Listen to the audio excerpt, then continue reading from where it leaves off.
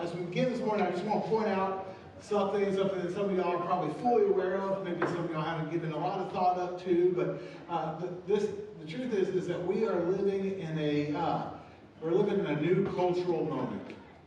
And kind of relatively, over the last 2 decades or 3 decades, the ground that we've been standing on has shifted in some pretty major ways to where many sociologists would say that we've moved from a period that was kind of considered as a Christianized culture. Not a Christian culture, not everyone believed in Christianity, or Christianity was the dominant, but Christianized in the sense that it was a mixture, our culture was a mixture of Christian ideas, the secular ideas, but Christianity kind of had a key influential place within society. And but over the last 2-3 decades, that's really begun to change. Now sociologists would say that we've kind of entered into what they're calling the post-Christian culture. Have you heard that term before, post-Christian culture? Yeah. And John Tyson, who's pastor of the church in the Church of the City in New York, he makes some observations about the post-Christian culture. And he classifies that it can really be summed up in 3 major shifts. And the first shift that he says is that Christians have shifted from being a majority to a minority in our country, and specifically in a number of key cities in our nation, including Austin, Texas, where now only 24% of the people in our city claim to be Jesus followers. All right, so that's a shift. That's not how it used to be just even like 3-4 decades ago. And the second shift, Tyson points out, is that Christianity has moved from the center of our society to the fringe. Right? And so there was a time not too long ago when Christians were at the center of power and influence in our nation, for better or for worse. But now, as a general rule, our faith is being moved out of the public square. The church, specifically, no longer occupies a position of privilege, or credibility, or influence that it once did. And then the third shift that Tyson points out is that Christians have gone from being well-respected to disrespected. That even just a few decades ago, Christians were well-esteemed. That the majority of non-Christians still have a high view of their Christian neighbors or co-workers. However, increasingly, our society carries a negative connotation towards Christians and often labels us as weird at best or dangerous at worst. Many hope believing in our today post-Christian society that even the Christian moral ethic is repressive or oppressive and therefore not good or harmful for our society. Welcome to church. Good morning. So glad that you're here. I point that out to get us going this morning. Not to rally the troops to say we got to take back the place of culture. Not at all. In fact, I personally believe that Christianity is at its best when we're working from the margins. And we're not from a place of power, but certainly from the outside in. But so that's not my point. The point in bringing this up is just to say, really just to name it. Like this is the water we're swimming in. This is our cultural moment. And in naming it, I also want to just, admit that makes following Jesus hard. Y'all feel that? Following Jesus is always is difficult because we have a sin nature, and so we kind of want to go, or we definitely want to go our own way oftentimes. So that's already working against us, right? But now in this post-Christian culture that we are in, there is growing, increasing, current tide that we are having to fight against on a social front that feels somewhat new in the landscape of things of the last few decades. And as a result, it's tempting. It's becoming more and more tempting to hide or disassociate or to downplay our connection with Jesus. Because it's just not as socially acceptable or looked on, you just get depression. And it's one of the reasons, not the only reason, but it's one of the big reasons why we're seeing even more people today who have formerly were followers of Jesus choose to reject and walk away from Jesus altogether. See, following Jesus in our cultural climate is not easy. It feels sacrificial. It feels often uncomfortable. It's hard. And so, why do it?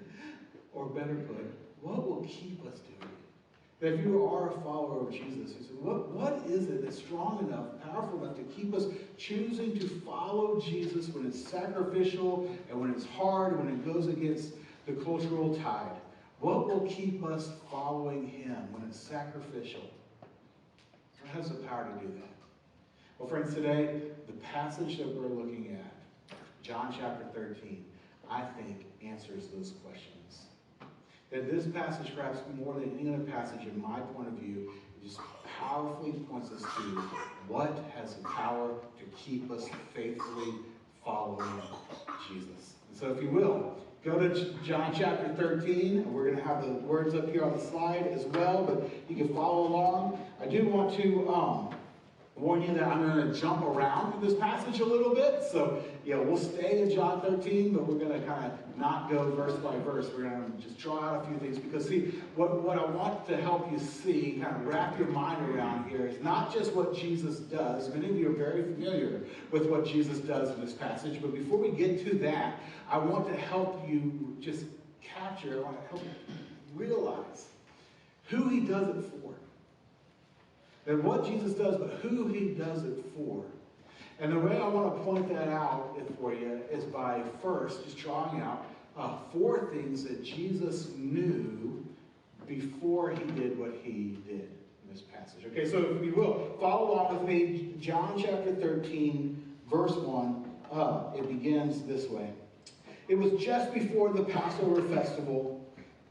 Jesus knew, there's our word, Jesus knew that the hour had come for him to leave this world and go to the Father. Okay, so what's the first thing Jesus knew?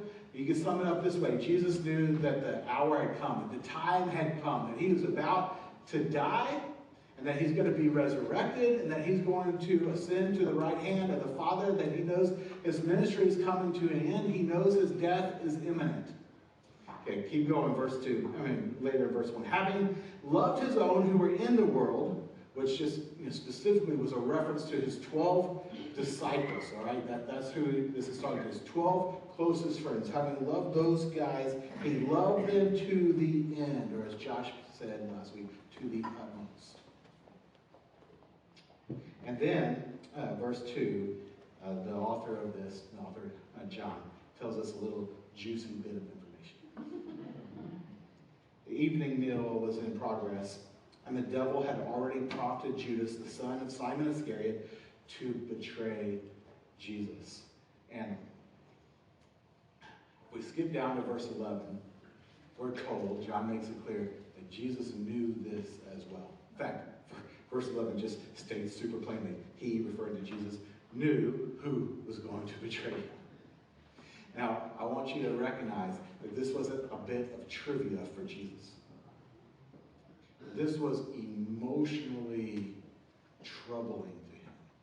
In fact, if you skip down to verse 21, we're told, Jesus was troubled in spirit and testified, very truly I tell you, one of you is going to betray me.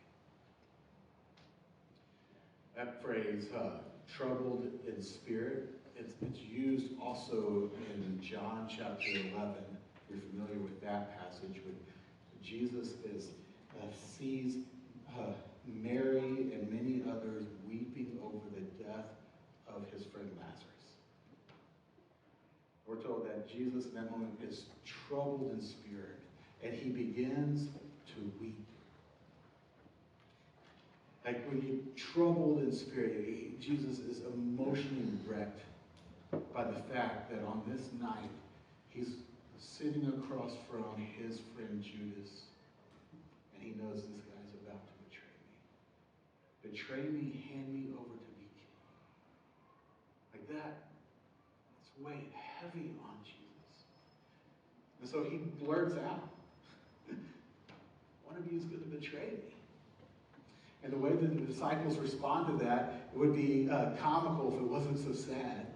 Keep reading, verse 22. It says, his disciples stared at one another, at a loss to know which one of them he meant. And one of them, the disciple whom Jesus loved, which is John, the author of this, his way of referring to himself, which is comical, for sure. It's unbelievable. But that's John. He says, the one Jesus loved was reclining next to him, and Simon Peter motioned to the disciple and said, ask him which one he means. And so leaning back against Jesus, John, asked him, Lord, who is it? And Jesus answered, it is the one to whom I will give this piece of bread when I have dipped it in the dish.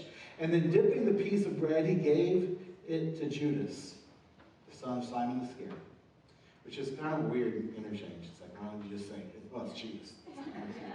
Bread thing. But commentators will just highlight that in that culture, like the serving someone a piece of food was an intimate act of friendship. Because I think that Jesus does it this way because he is torn up over what Judas is about to do to him. And he is saying, Judas, don't do it. And he's handing him this food as a way to say, hey, stay with me, friend. Don't do this. Unfortunately, verse 27 says, as soon as Judas took the bread, Satan entered into him, which is a mysterious statement. I'm not real sure I can describe what that was like, thankfully. So Jesus told him, what you're about to do quickly. But no one at the meal understood why Jesus said this to him. Since Judas had charge of the money, some thought Jesus was telling him to buy what was needed for the festival or to go give something to the poor. And so as soon as Judas had taken the bread, he went out, and it was night. Okay, just quick aside here. I make this point at times, but I think it's really helpful, is that one of the reasons why I find scriptures in the gospel accounts of Jesus' life in particular just so credible, so trustworthy, is because the disciples who wrote them made themselves look like idiots. Which makes no sense, okay? Because like if you remember, like Jesus dies, he rises again, he spends about 40 days with them, and then he goes to the right hand of the Father. Who's left to carry on the movement that Jesus started, to get the gospel to the ends of the earth? Who's going to do that? It's these guys. These guys are the leaders of the church from the very get-go. And if you're a leader of the church, then you want to make sure that people think highly of you. That they're going to listen to you, they're going to want to learn from you and what you learned from Jesus, and that, you're going to try to like prop yourself up. That's the motivation. Now listen, if you were going to make all of this up, if this is all made up, then you certainly would do that. You would certainly try to make yourself look really good so that people would believe what you had to say, so that you could be the leader. But why would you make yourself look like a dunce? Why would you make yourself look like an idiot? That's the only reason is because this is what actually happened.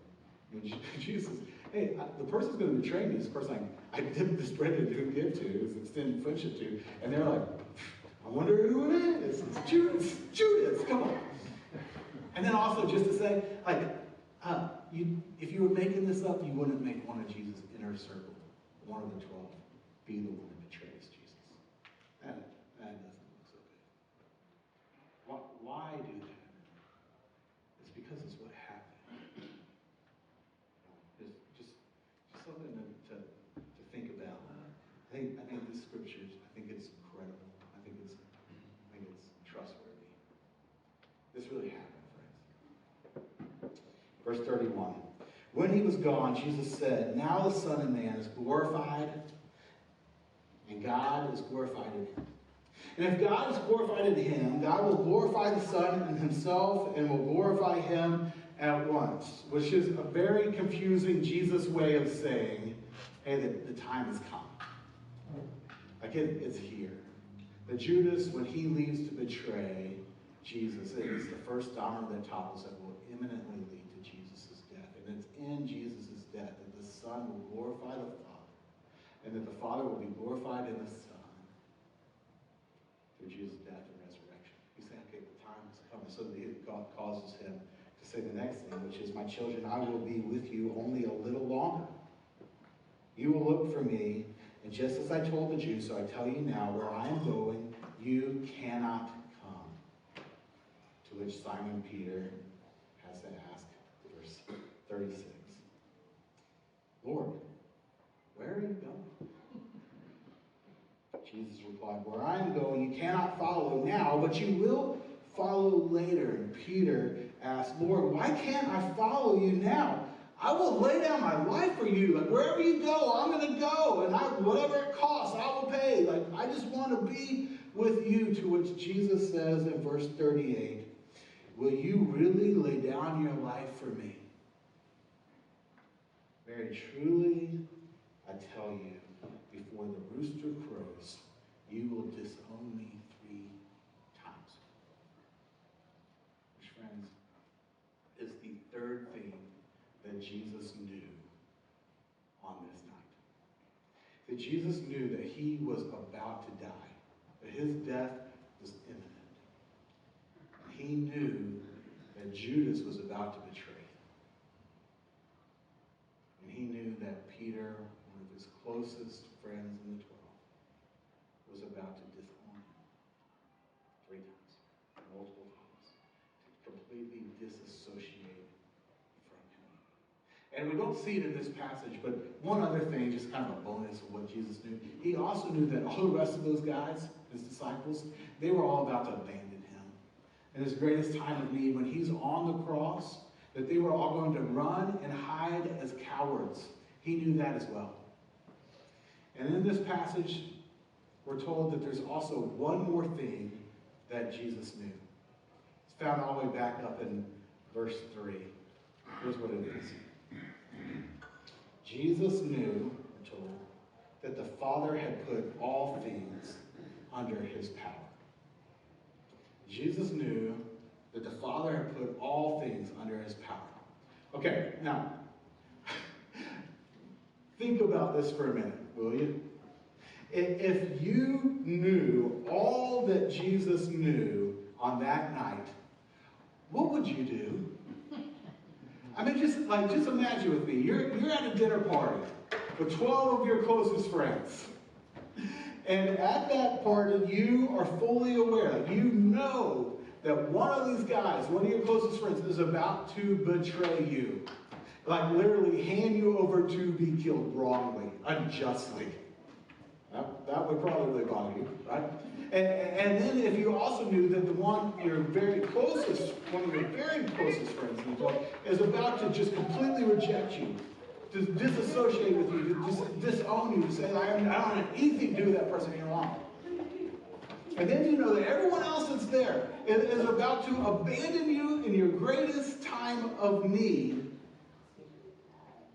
And somehow, I don't know how this would happen, but somehow you are also fully aware that for whatever reason, God the Father had given you all the power of the world, right? That he had placed all things under you and your power. What do you do in that situation? Ever feel rejected? Ever been betrayed? Ever been abandoned? What are you doing? You have all the power. I think of the movie Infinity Wars, you know, where Thanos like snaps his finger and people just dissolve. Like I would like to think that's not what I would do, but it's 50-50, right? Like I mean, it's like, I think maybe I'll do that. I think the snap sounds good. That's not what Jesus does.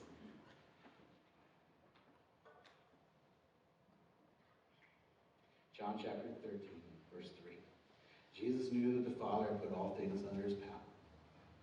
That he had come from God and was returning to God, so he got up from the meal, took off his outer clothing, and wrapped a towel around his waist. After that, he poured water into a basin and began to wash his disciples' feet. He began to wash the feet of the betrayer, and of the denier, and of the cowards who were about to abandon him. He began to wash their feet, drying them with a towel that was wrapped in linen.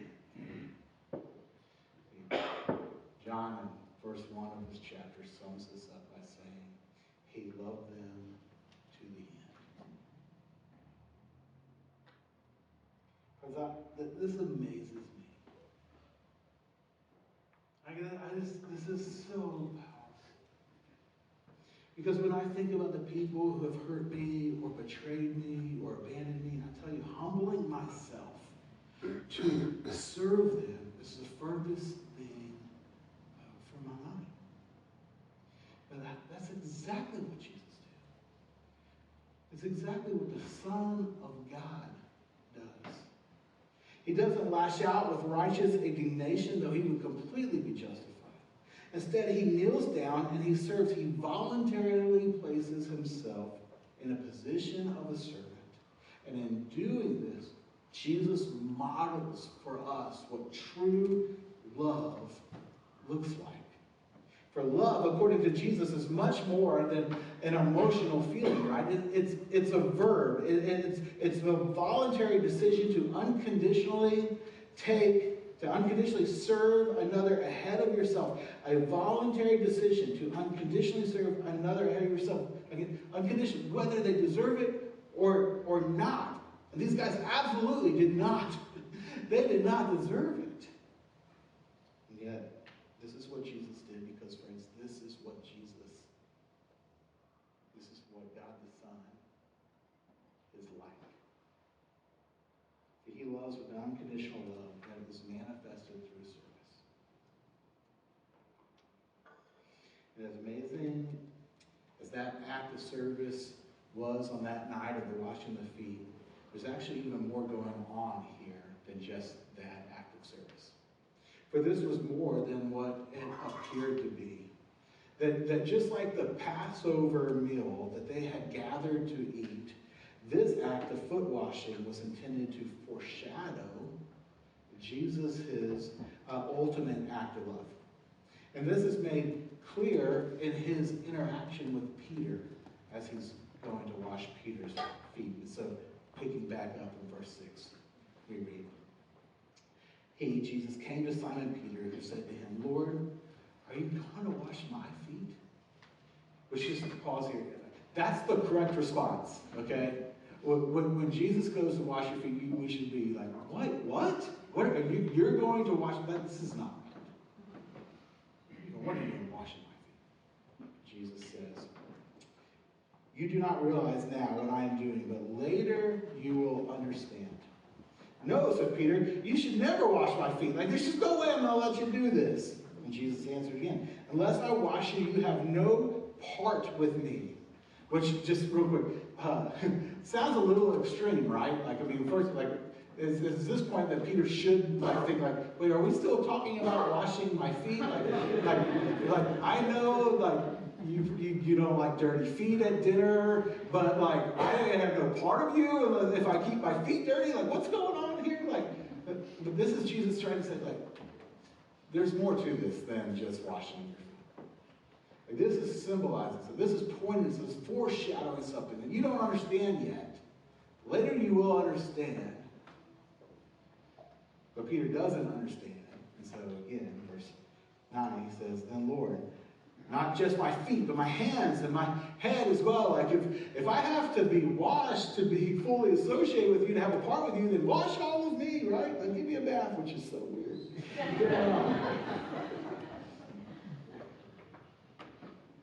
Peter said, I want to be as closely associated with you as possible. And then hours later, he's going to disown Jesus. 3 times he's going to say, no, I am not with that guy.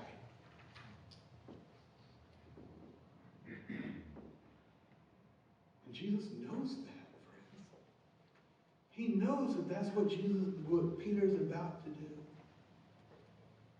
If I'm Jesus, And I hear Jesus, I hear Peter say, like, no, wash all me, because I want to be close to you. I would just grab that water, that dirty foot water, and I just throw it on him. Just go, here, man. Such a father. Why don't you just get out? You're just about to do something. That's not what Jesus says. So gently, he responds. Those, verse 10, those who have had a bath need only to wash their feet, Peter. Their whole body is clean. And you are clean, though not every one of you, for he knew who was going to betray him. And that was why he said, not every one of you is clean. Which is just a reminder that, like, Judas was in the room at this moment. Like, he just washed Judas's feet. Not all of you are clean. Like, Judas is not. But he still had washed Judas' feet. See, the reason Jesus washed his disciples' feet that night is because he was giving his friends who were about to betray him, deny him, and abandon him a picture, a foreshadow of what he was about to do for them on the cross. See, there's this place earlier in John chapter 10, when Jesus says, "No one takes my life from me. I lay it down on my own accord." And in that statement, Jesus is saying, look, I am under no obligation. No one can make me lay down my life. Like, if I do this, it's my choice. And that's a part, friends, of what Jesus is trying to foreshadow here in John 13. For everyone there was shocked, and they were amazed that he would voluntarily wash their feet. Like, he didn't owe that to anybody by any means. In fact, that was the last thing that they would have expected for Jesus to do, which is why Peter reacts the way he does. Lord, what are you doing at my feet? See, the reason Jesus was down at their feet that night, voluntarily serving them, humbling himself by washing their dirt away, is because in less than 24 hours, Jesus would again voluntarily serve them, humbling himself as he is crucified to a Roman cross to wash their sins away. And he knew that eventually his disciples would connect those dots. But they hadn't connected those dots yet. So verse 20. When Jesus had finished washing their feet, he put on his clothes, and returned to his place. And he said, "Do you understand what I have done for you?" And I'm sure they're thinking, well, yeah, we understand you just washed our feet, which is so weird. And why would you, Jesus, do this? Of all people, why would you be the one who washed our feet? It's just not right. And it's as if Jesus knows that they're thinking about, why would you do this? And so he doubles down on who he is. You call me teacher and Lord, and rightly so, for that is what I am. And don't forget what I am. Don't forget who I am. I am your teacher. I am your Lord. I'm the one who the Father has entrusted all power and authority to. Don't miss who I am. And then he says, if then your Lord and teacher have washed your feet, you also ought to wash one another's feet. See, I have set you an example that you should do as I have done for you. I have set you an example that you should do what I have done for you. And guys, in that statement, Jesus gives his followers the ultimate reason for why they are to do what he has called them to do. Now, do you see it? Jesus says the reason why you should do what I'm calling you to do is because of what I've first done for you. And then he goes on, verse 16, very truly I tell you, no servant is greater than his master, nor is a messenger greater than the one who sent him. Now that you know these things, you will be blessed if you do them. you put them into practice. Okay, and then on the next day, with those words still ringing in their ears, they would watch Jesus carry his cross to Golgotha and lay down his life. And soon after that, it would begin to dawn on them what Jesus had been communicating to them on that night when he washed their feet. And reflecting on that, John would eventually write these words in 1 John chapter 4. This is love.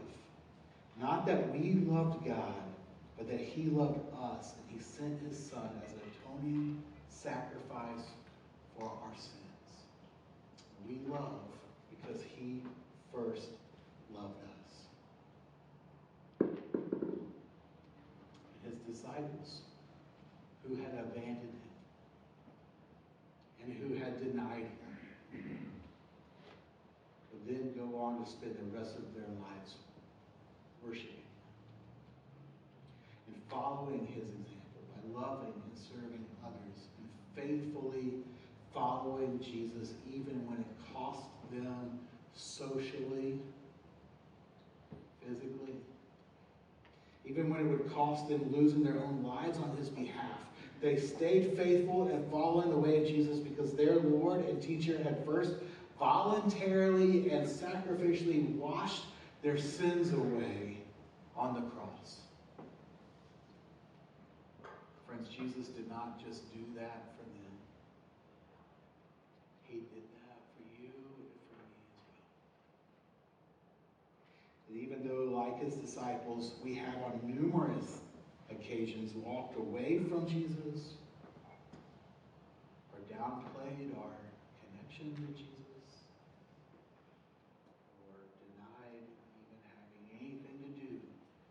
with Jesus. Even though you and I often put ourselves first, or we care more about what others think of us, or we seek to be served instead of serving others, even though we go our own way so incredibly often, even still, listen, in full knowledge of our sin and rebellion, he, knowing all of our faults and all of our sin, he still voluntarily laid down his life for you and for me. Loving us to the end, loving us to the utmost, so that we could be washed clean by him and be united to him forever. Even when he knew we would want to walk away from him, he still died for us. Friends, following Jesus faithfully, especially in this cultural climate, is hard. And in our cultural moment, it's most likely to actually even get harder and more sacrificial. Following Jesus and to be known as a follower of Jesus will feel like swimming against the cultural current in our city and perhaps even in your friend group. And so to stay faithful to him, you have to know why you're doing what you're doing. For if you lose sight of the why, then you will lose motivation for the what. So don't lose sight of the why. Don't lose sight of the why. Look at him. Look at him and say, "Oh Lord, what are you doing down at my feet?" Look at him and say, "What are you doing serving me?" Look at him kneeling by your feet. Look at him, the Savior of the world and the King of the universe, hanging from the cross to wash your sins away. So we don't deserve this love, this grace, or this service. Look at him. let what he has done for you compel you to follow him and to follow his example faithfully in doing for others what he has first done for you. Think about what the Apostle Paul says in 2 Corinthians chapter 5, 14 and 15. It's for Christ's love compels us, he says. It's Christ's love that compels us. Because we are convinced that one died for all. He goes on, he says, and he died for all, that those who live should no longer live for themselves, but for him who died for them and was raised again. Friends, see, nothing has helped me remain faithful to follow Jesus, albeit definitely imperfectly. But to continue to follow after Jesus, nothing has helped me do that more than.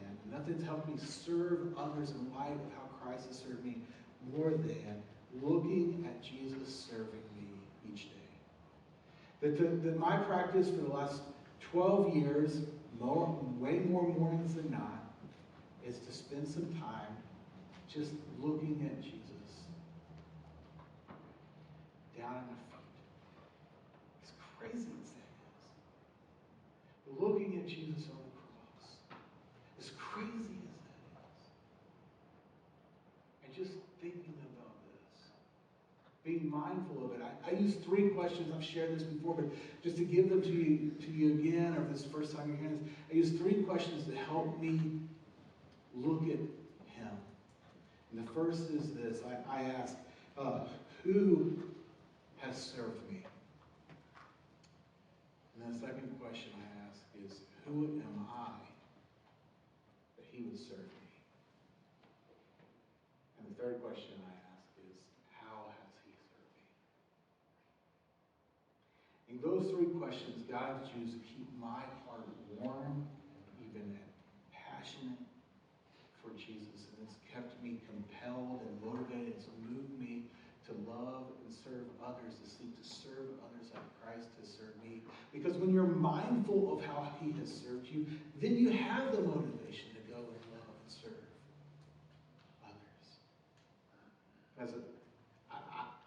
This practice of asking those 3 questions, along with gathering each week on Sunday morning, to take communion together and to sing the praises of our God, those practices are the 3 things that I would say have been the most helpful for me in keeping me motivated to faithfully follow Jesus, even when it's hard. And so I would say to you, would you consider adopting these practices? Because I think it will really help you not lose sight of the why when following him.